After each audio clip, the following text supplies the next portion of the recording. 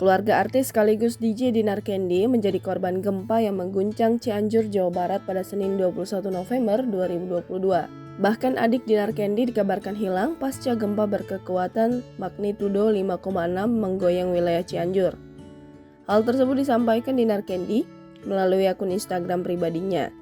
Dinar Candy mengabarkan sang adik lelakinya tengah menimba ilmu di Pondok Pesantren Al-Uzlah Cipanas, Cianjur.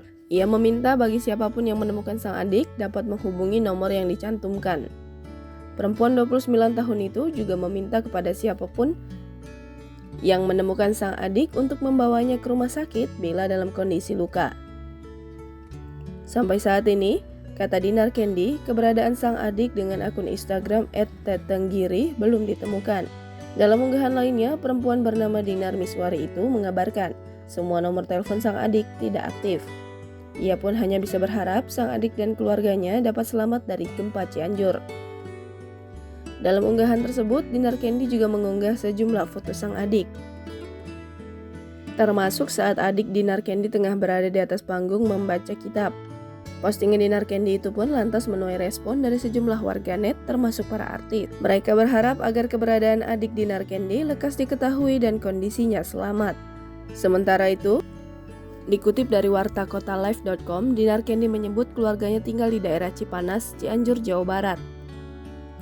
Dinar Candy mengaku tengah bersiap-siap ke Cianjur untuk menengok orang tuanya dan mencari keberadaan sang adik yang masih menghilang.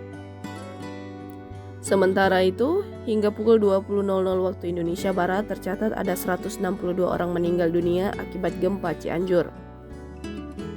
Berdasarkan data dari BPBD Kabupaten Cianjur, selain korban meninggal dunia, tercatat pula 326 orang luka-luka dan 13.784 orang mengungsi.